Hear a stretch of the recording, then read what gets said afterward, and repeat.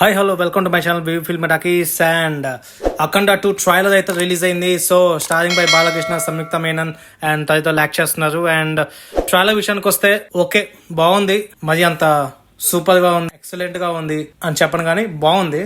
కానీ ట్రైలర్ విషయానికి వస్తే సనాతన ధర్మం మీద దాడి చేస్తున్నట్టుగా ట్రైలర్ లో చూపించారు. సో హిందూ దేశం మీద కొంతమంది టెర్రరిస్టులు వచ్చేసి సనాతన ధర్మాన్ని నాశనం చేయాలి, హిందూ మతాన్ని అంతం చేయాలని చెప్పేసి కొందరు టెర్రరిస్టులు గాని పక్క దేశాల నుంచి మన దేశంకి వచ్చేసి మన నాశనం చేయాలని చెప్పేసి చూపించినట్లుగా తెలుస్తుంది. సో ట్రైలర్ లో విజువల్స్ అయితే బాగాలేదు, గ్రాఫిక్స్ తెలుస్తుంది, ఆ విఎఫ్ఎక్స్ అయితే అంతగా ఏం బాగాలేదు. సో అది కొంచెం డెవలప్ చేసుకోవాలి.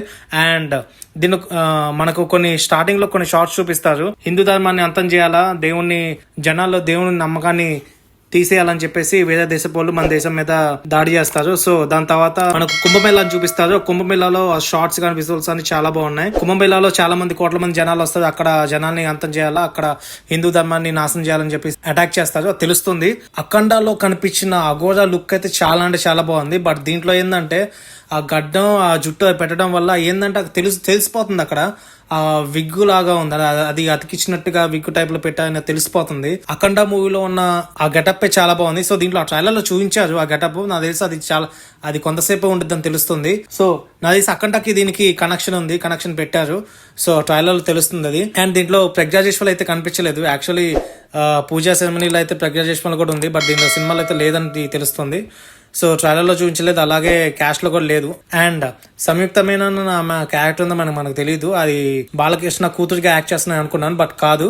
అండ్ బాలకృష్ణ కూతురు యాక్ట్ చేస్తుంది మన బజరంగి భాయిజాన్ లో ఉన్న చిన్నపిల్ల, ఆమె యాక్ట్ చేస్తుంది కూతురుగా. సో ఆమె మీద కూడా అటాక్ చేస్తారు కొంతమంది రౌడీలు. సో అది ఆ స్టోరీ తెలియాలంటే మరి సినిమానే చూడాలి. తమన్ మ్యూజిక్ అయితే కొట్టేసాడు, గట్టిగానే కొట్టేసాడు, బాగానే ఉంది. మ్యూజిక్ అయితే బాగుంది, ఇంకా థియేటర్ లో చూడాలి మరి ఎలాంటి బ్యాక్గ్రౌండ్ మ్యూజిక్ ఇస్తారని తమ్మన్. అఖండాలో ఫస్ట్ చూపించిన బాలయ్యకి ఇప్పుడు కొంచెం లుక్ అయితే చేంజ్ అయిందని చెప్పాలా. అలాగే సెకండ్ లుక్ అయితే నాకు ఆ గడ్డం జుట్టు పెట్టగానే ఏంది బాలకృష్ణని మళ్ళీ ఆ పెట్టుడు గడ్డం అవి పెట్టినట్టు అనిపించింది. సో దీంట్లో ఇంకో విషయం చెప్పాల్సింది, ఆది పినిశెట్టి కొంతమంది టెర్రరిస్టులతో చేతులు కలిపి భారతదేశంలో హిందూయిజాన్ని నాశనం చేయాలి అని చెప్పేసి పూజలు ఏదో శుద్ధశక్తులు సో తెలుస్తుంది.